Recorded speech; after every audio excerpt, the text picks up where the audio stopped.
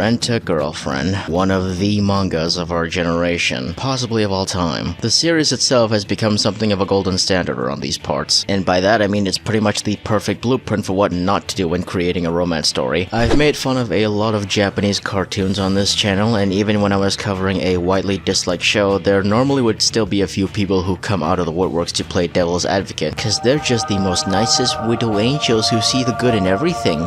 It's not amazing, but there's still some enjoyable qualities. This was not the case for Rent-A-Girlfriend though, because it's pretty much the only series where there was absolutely no one willing to stand up and defend it. I physically cringe every time I rewatch that video, not just because my audio and editing was complete ass, but also because I was doing the typical thing of strawmanning fan defenses when in reality the show had no fans. Or at the very least, anyone who has found any sort of enjoyment for this series has pretty much been bullied into complete silence, and while I don't condone said action, I also feel zero pity that it happened to you. Here's the thing though, I binged the entire manga in the span of about a week during that period purely for the sake of making that video, and the moment I finished it, it was almost an immediate drop. I think for whatever reason, I kept reading for like another few weeks or so before I had to stop for my own sanity. That was 4 whole years ago, about to be 5. Since then, the series has accumulated 40 volumes, over 380 chapters, 3 whole seasons of anime adaptations with the 4th one on its way, and why?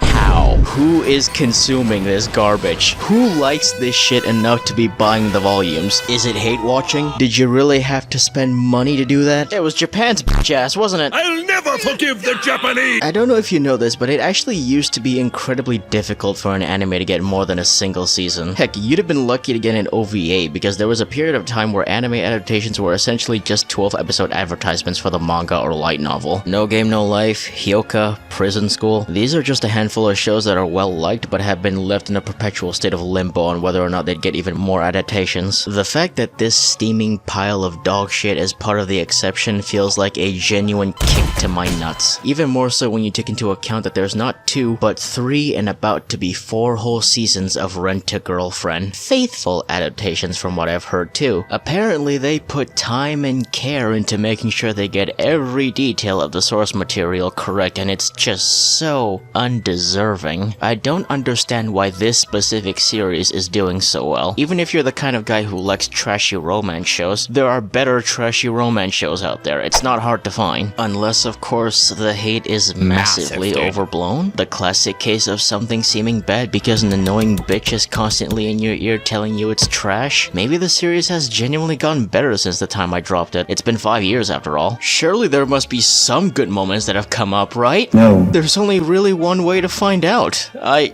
have to know.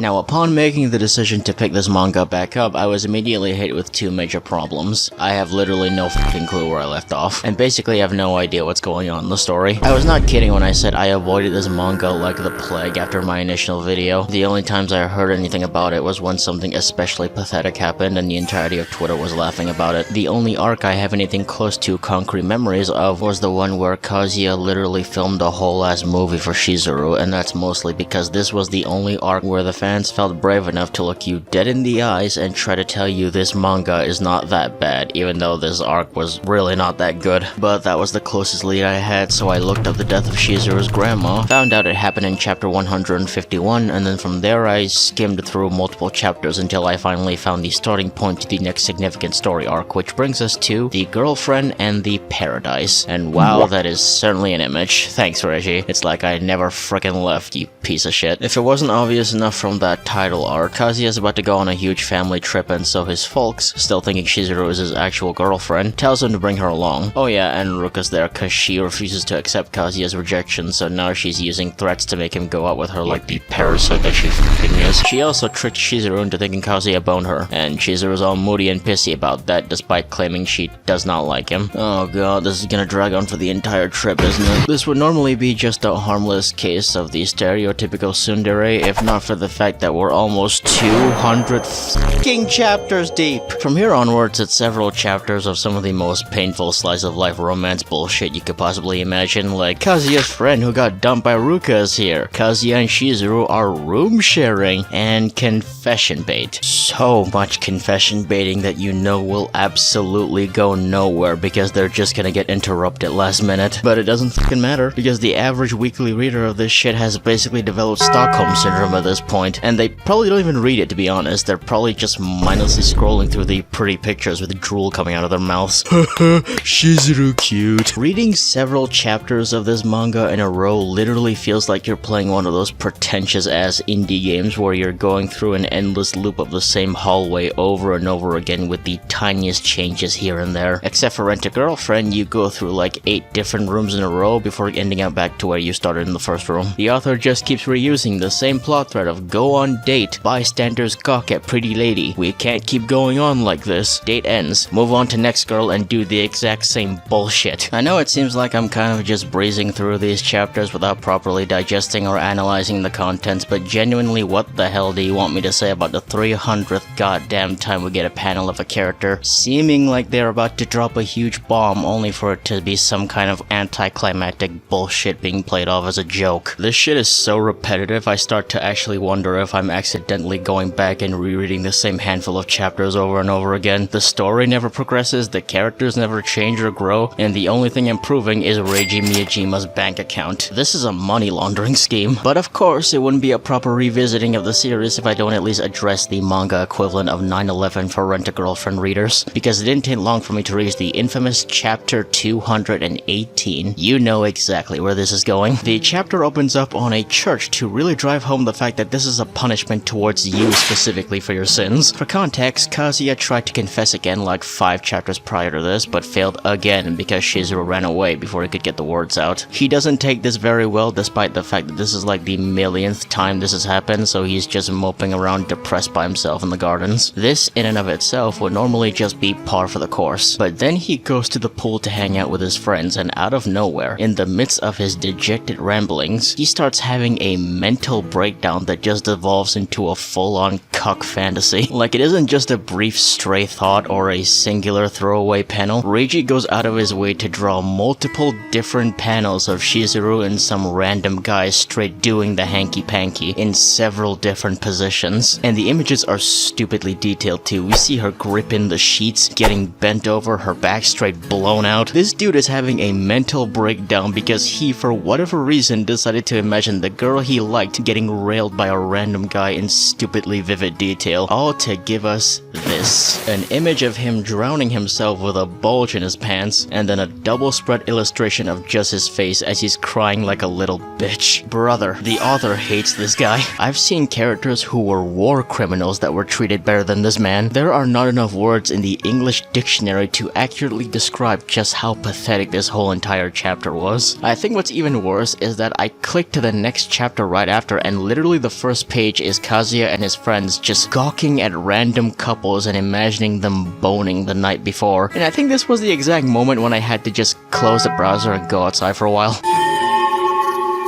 So from there onwards, I decided I was kind of done trying to take this seriously in any capacity, and just started jumping through like 30 chapters at a time. Because let's face it, if this dogshit manga is gonna just keep reusing the same format to keep retelling like the same 5 string of plot threads over and over again, I'm not going to respect it by going through over another 100+ chapters of the exact same bullshit. And it's actually kind of pathetic how I can skip over 20 to 30 chapters multiple times and still feel like I didn't miss a damn thing. In fact, sometimes when I skip a few chapters, I have to take a second to actually check if I hit the right button, because everything feels the goddamn same. Which brings us to the whole fiasco that brought about the creation of this video in the first place. Chapter 380. Here's a very brief rundown of the situation from what I can vaguely piece together. The other girls have all been rejected and taken out of the picture. Good riddance. These two are apparently living together now under the same roof because Kazuya went homeless. They're about to finish college soon too, and essentially all the pieces for a climax and an ending ending have all been lined up nicely on the board. So as Kazuya takes Shizuru on one final date, they ponder about all the times they've spent together. Shizuru starts getting flashbacks about her grandparents. She pours out her entire heart to him on the pier, airing out all her feelings during their many escapades, her insecurities about whether or not she's worthy of putting on the ring. Aside from her grandma's passing, this is probably the most vulnerable we have ever seen her. And as the sun sets in the background on what was pretty much a perfect date,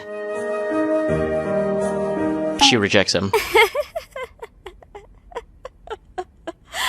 I think at some point you stop being angry and kind of just start commending the sheer and utter audacity of this douchebag author to be able to still do this. Like, it's always been on the back of my mind whether or not he knows what he's doing every time this series has a resurgence of engagement because the entirety of Twitter decided to mock it for a new low. There was always evidence to support that theory, with him being married with 2 children, the outrageous panels, and the absolutely ridiculous waifu glaze that just had to be satire. But I think this one panel right here was the final nail in the smelly coffin. Reiji Miyajima is a rage baiter, a complete fucking hack whose only goal is to farm as much outrage and mockery as possible, because ultimately, this series is an infinite money glitch. He has spent over 8 goddamn years teasing, edging you idiots with endless garbage that you have continued to swallow every single week, because you think everyone else is just an impatient hater who can't sit through a slow burn. Well, guess what, buddy? Reiji Miyajima basically just stole nearly a decade of your damn life, and I guarantee you he's sitting there in his mansion, his life-size Shizuru statue at his side, and the only thing he's thinking about is how he can rob another decade off your lifespan. The saddest part about this whole debacle, you know, aside from the pathetic cope from the 30 people who read this shit unironically, is just how utterly joyless it is to read this shit. Like, sure, Kazuya reacting like this and doing a hunched cuckwalk out of the scene is no surprise whatsoever, but Shizuru was at one point the only likable character in this manga. Not amazing by any means, but she was still someone you could somewhat respect and sympathize with. Now though, she's kind of just an indecisive leeching bitch. This pathetic dipshit has spent over 250k to take you out on dates. That was years ago. He's probably in generational debt by now. He made an entire movie for your dying grandma, took you on paid family vacations, and essentially funded your entire education. And there's probably people hearing that and going, she never asked him to do that, she doesn't owe him anything. And you would absolutely be right if not for the fact that she straight up says she likes him too. She admits she likes living with him, being with him, she's come to really love his family, and realistically speaking, she has nothing really holding her back from going all the way with him besides her job as a rental girlfriend, which, surprise surprise, is one of the big reasons she uses to reject him. She straight up said she couldn't commit to a relationship because she's hesitant to leave a job where she has to date losers. What in the actual fuck is this bitch tripping about?